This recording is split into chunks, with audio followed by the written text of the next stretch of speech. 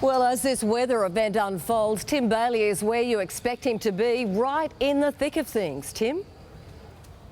Sandra, this is what an East Coast low looks like. We'll take you now. We're hiding behind some bushes at Bondi simply to beat what a 90 km/h winds. As we come up here now, there is a major warning for severe weather. Now that is it. Look at it. Bondi, just a sea of white water as the rain and the wind howls onto the New South Wales coastline. Severe weather warning for Sydney, the mid-north coast, the south coast. We also up to the Hunter and the Newcastle area. We've had reports of a wind blast of 126 km/h across the Royal National Park. Now that is Category 2 tropical cyclone stuff. As you can see, the wind just picking up. The next 2 hours will be critical across Sydney. Heavy rain falling and brollies breaking. We'll see you again later in the bulletin. Now back to Tim Bailey at North Bondi. Tim is struggling tonight against the elements and all the detail that's flooding in. Tim, how bad will it get tonight? Well, we've just had a report of 104 km/h winds across the Sydney airport. Needless to say, the Westpac helicopter has been grounded. It's not only in the air, but it's the sea. As we've said, rising swells. There were reports of 10-metre swells south of Eden. That big swell is pushing up the coast. At Newcastle, they have moved 13 cargo ships out to sea for their safety because 5 years ago, as you all remember, the Pasha Bulka incident. So it's wild and woolly, 104 km/h just through the airport as we're on air tonight under sufferance. See you soon.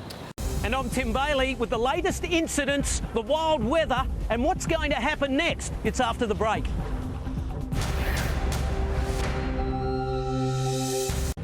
You know, when you're on 10, you're always going to be live and always in the thick of it. We're live from a very, very wet and battered North Bondi. That is the sea that continues to rise here as the winds have peaked at over 100 km/h at Sydney Airport. Now, what is going to happen with this low pressure system was a real double whammy. There were two lows embedded in a low trough, slipped up from eastern Victoria all the way up the coastline, passing through Sydney, up towards the Hunter, the mid-north coast, and to the northern rivers in the next day or so. What's going to happen is the low pressure system will move rather quickly and thankfully out over the Tasman Sea, and conditions will ease a little bit tomorrow. Now, incidents that you should be kept across as this storm cell rolls through Sydney, Maroubra this afternoon, and have a look at this. This was a very near miss. A roof got blown off a building in front of a bus, and luckily, the bus driver and all the passengers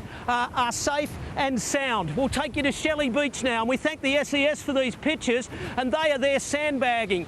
Northern Beaches is going to be the critical spot for erosion in the next 3 or 4 hours. 9 o'clock, we have a massive high tide. We think waves will peak at around 9 to 11 foot sometime tonight. With the big full moon, we are going to see rises in sea levels that will be quite incredible. Of course, we'll have pictures of those for you in the late news and again tomorrow on breakfast and right through tomorrow.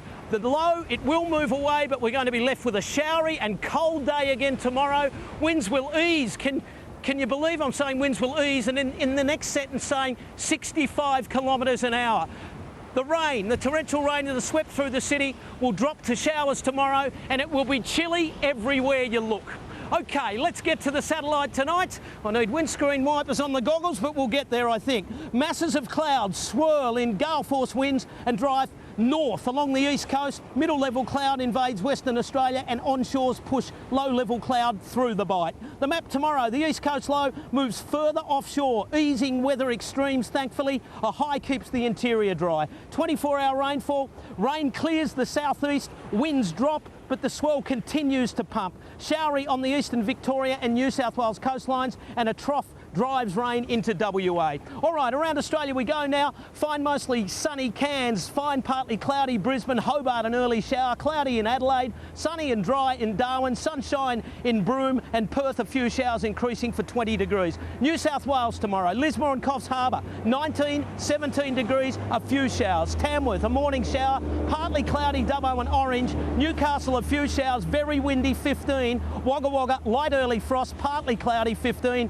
and a shower shower or two in Canberra, a few showers, the wind easing on the south coast, Nowra and Bega, just 14 degrees tomorrow. Richmond, a few showers, 14, it's cold. Penrith, bitterly cold, 14, 8 at Katoomba, Parramatta 15 and 14 at Terry Hills. Sydney tomorrow, scattered showers, windy, southerly 40 to 50 k an hour, getting up to 60 to 65 k an hour, showers. The outlook, shower or two Thursday, mostly sunny Friday, partly cloudy Saturday, and in the west, a few showers Wednesday, a shower or two clearing Thursday, sunny Friday and Saturday. That is live from what has been a massive weather event tonight across Sydney. Well done, Tim Bailey, a survivor tonight.